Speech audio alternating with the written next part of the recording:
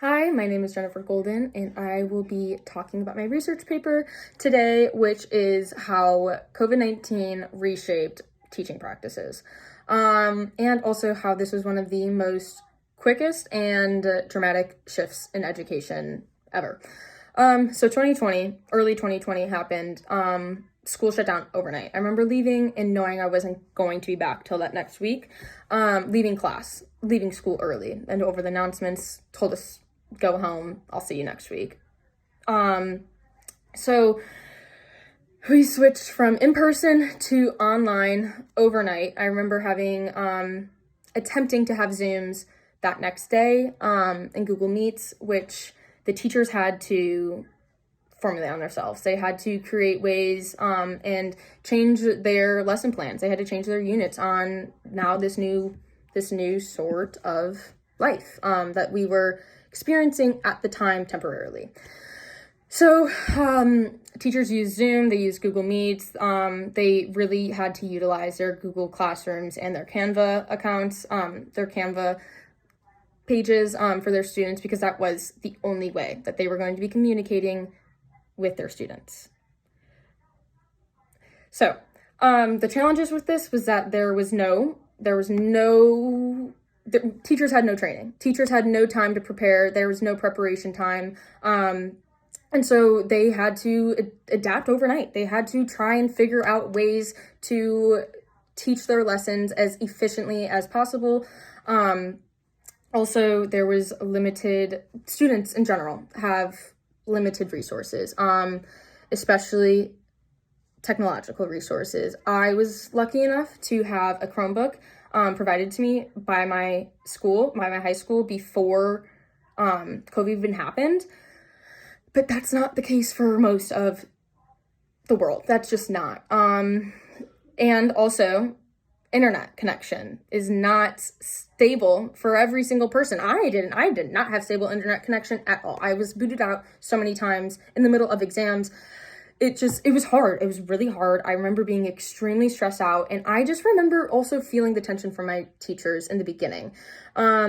With that being said, teachers were so resilient. They took it as an opportunity to get closer with their colleagues. They started collaborating more. They started giving each other lessons plans. They started matching activities. They started conversating about activities. They started teaching similar things. They fully tried to make this as easy for everyone involved as possible. I know in China, there were teachers that grouped together. There were student teachers that grouped together and collaborated to try and figure out better ways to improve their own skills, because they weren't provided with these skills, which I will get into. So the changes in teaching practice was that there wasn't really lectures anymore. It was more so centered around like problem solving, like problem-based learning, where students are the ones that are solving real world problems with their peers. It's more so centered on them instead of instruction heavy from the teacher. So with this, that also kind of created more peer discussions. I know it doesn't really seem that people would be making stronger connections in this time, but actually that's kind of what got people through COVID-19, especially in education, was making those connections with those people around them. So yeah, as we all know now, that these changes are now permanent. They are not temporary like how we all thought earlier when we were supposed to be going back to school in a week. No, these are not, they can't. It's too big of a change to go back. And also, it kind of was inching towards that way anyways. COVID-19 just excelled it immensely. Going towards a more technologically advanced educational system is what I was meaning by that. So yeah, the technology integration was very tough. It wasn't just a tool anymore. It was the central way of teaching. It was how teachers had to teach. I know teachers now that don't want to use technology, but they still have to. They still have to use their Promethean boards, their whiteboards. They have to, or not their written whiteboards, but their projected whiteboards. They have to use those because that's just how the educational system has changed systematically since COVID-19. There was the professional development that had to go into the technological integration was lacking in the beginning. Teachers had no sort of training. There was no online training. There was no strategies to help teachers and students, but to help teachers with this integration of online teaching. A lot of teachers weren't technologically aware or knowledgeable as well. They didn't really use computers. They didn't really have to use slides in high school, at least when I was there. It wasn't the needed norm. So with those issues, there are positives. Obviously, there are positives to everything, but teachers were able to personalize their lessons more towards their students. They were able to focus more on what their students needed. I'm so sorry, I'm talking for so much. They were able to focus on what their students needed and to personalize their lessons to fit either the time or their interests or their educational learning ways, their ways of learning. As some people are hands-on, some people are visual. So this was a way where teachers were able to kind of get a more personalized learning experience for their students, along with real-time feedback. There was real-time feedback that was happening in grading systems. You were able to do a paper and get that exact grade right back. You were able to do a quiz and get that grade right back to you, which that's good for students who need to know their scores right away, like I do sometimes. So with this whole integration, after COVID-19, it created a blended hybrid kind of learning experience. So it combined the aspects of face-to-face interactions with the flexibility of online teachings. So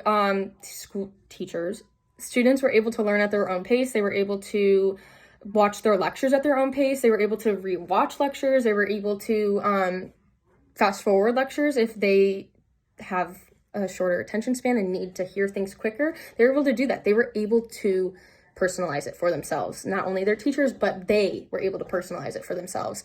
Also, there was so much flexibility in terms of if you miss class. I remember I never wanted to miss in-person school. It stressed me out a lot because I felt like I was going to be so behind because I'm missing that full day. I'm not going to have any sort of instruction. Now, with hybrid and online, you can still have a day's worth of class while not being there. I'm in an online class right now and I'm learning so much in online classes that I learn just as much as in person. But that truly is a personal thing. Also, the interactive tools that teachers were able to put in were like Pear Deck. I remember Pear Deck being a huge tool that I use in college and in high school. It's still present. It's still strong. With that though, it is harder for teachers to kind of juggle the online material along with the in-person material because they're not the same. You can't, in person, you can give out a worksheet, you can give out sources, and you can have class discussions about them. You can have real-time feedback of how your students are feeling about a certain picture, a certain excerpt, a certain whatever you're providing them. You are able to have those kinds of conversations. Online, it is kind of harder, especially when they're not Zoom classes, because you won't, yes, you can still give those students like pictures to analyze, text to analyze, but they won't be having that same sort of discussion. So it's not going to be as helpful and as useful as it is for those in-person students. So teachers need to find ways to create different sort of activities and lessons for online and in person because they're different. They are different. So the impact on higher education, on colleges and universities, this was interesting to me because, again, you don't really get to think about these kinds of things until you're reading about them. The investments that they had to prioritize in order to have a functioning university or college. They had to focus on cybersecurity. They had to focus on faculty training, online faculty training. They had to focus on getting their teachers to be able to operate in a classroom in today's day and age. They had to prioritize the equity and inclusion of it all, which is extremely hard to do with computers and laptops and tablets being so expensive. They had to figure out resources and ways to allocate for their students. They needed to get resources because, yes, I do have a computer, but the person next to me might not. I might not have a computer tomorrow. My computer might break and I don't have the resources to gain another one. But thankfully, Eastern Illinois does provide temporary loaners. So that's an example, a great example of how the impact on higher education was with COVID-19. Yes, COVID-19 was extremely destructive. And that is period and done. It was a deadly disease. But it also reshaped education in a way where it was going to happen, but it excelled it, like I said earlier. But it changed it in a way where it created a more flexible, accessible environment that was technologically driven, which could be a downside to specific people, but that's, again, personal preference. But it shifted to a student-centered environment that was focused more on what they are getting out of this, not so much on what the teachers are creating. Yes, the teachers are creating, but the teachers are creating things based on the students. It's for these students.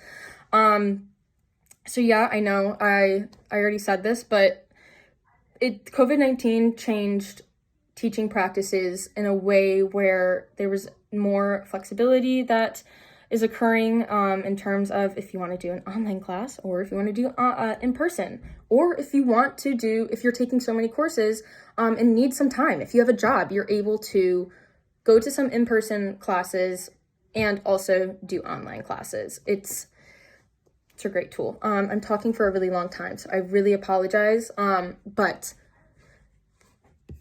we're not going back. We're not going back, and I'm okay with not going back. I know it's not an opinionated research paper. It's a research paper, and I know I have been implementing my opinion in this video, but yeah. So thank you so much for listening, and I really did I really did enjoy my time in this class, and I thank you for providing me with this new knowledge.